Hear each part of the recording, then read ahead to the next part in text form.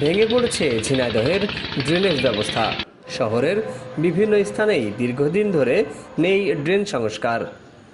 ঝিনাইদহে শহরের city college সড়কের ধার দিয়ে ড্রেনেজ ব্যবস্থা থাকলেও পৌরসভা কর্তৃক নেই সংস্কার। বাসাবাড়ির আবর্জনা ফেলছে অনেকে, এতে করে পয় নিষ্কাশনে বাধাগ্রস্ত হচ্ছে। হালকা বৃষ্টিপাতেই এলাকায় সৃষ্টি হচ্ছে জলাবদ্ধতা। পৌর কর্তৃপক্ষ বলছেন 2-1 দিনের মধ্যেই ড্রেন পরিষ্কারের কাজ শুরু হবে। তবে ময়লা ফেলার ব্যাপারে জনসাধারণের সচেতনতার কোনো বিকল্প নেই। এখানে কোনো স্ল্যাব নাই। এখানে যত্র যে যে এখানে ময়লা ফেলে, এখানে যেমন আমাদের জনসাধারণের যেমন সচেতনতার অভাব আছে, তেমন একইভাবে পৌরসভা কর্তৃপক্ষেরও উদাসীনতার অনেক অভাব লক্ষ্য করা যাচ্ছে। যে পানি যে নিষ্কাশন ব্যবস্থাটা, এরা ড্রেনের ময়লায় আবর্জনা ভর্তি হয়ে বৃষ্টি হলে পানিটা উপরে চলে আসে, যাতায়াতের অসুবিধা হয়। এখানে পাশে স্কুল আছে, দুর্গন্ধ ছড়ায়। এখানে কিন্তু স্কুলরা স্টুডেন্টরা এভাবে থাকতে পারে না।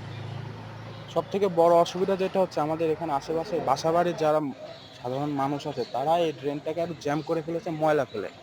এরপরে আপনার পৌরসভার যারা নিষ্কাশনের কাজ করে, তারাও নিয়মিতভাবে পরিষ্কার করতে আসে না, যার কারণে ড্রেনের পানিটা যাইতে পারে না, ময়লায় বাধাগ্রস্ত হয়ে এটা বৃষ্টি হলেও রাস্তার উপরে চলে আসে।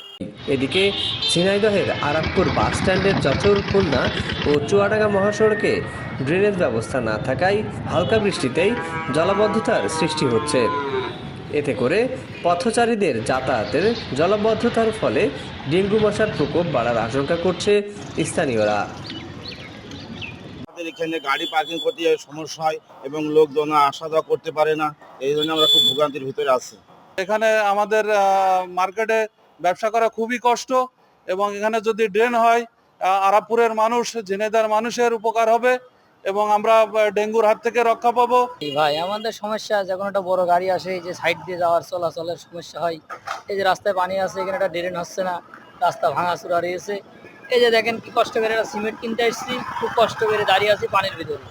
এই যে একটা বড় গাড়ি আসলি সাইড দিয়ে খুব কষ্ট, বড় গাড়ি এসে দেখা যাচ্ছে পানি ছিটা পড়ে গায়ে, যখন পানি হয় অনেক অনেক সমস্যা, যেখানে জনসাধারণের ভোগান্তি চরম পর্যায়ে।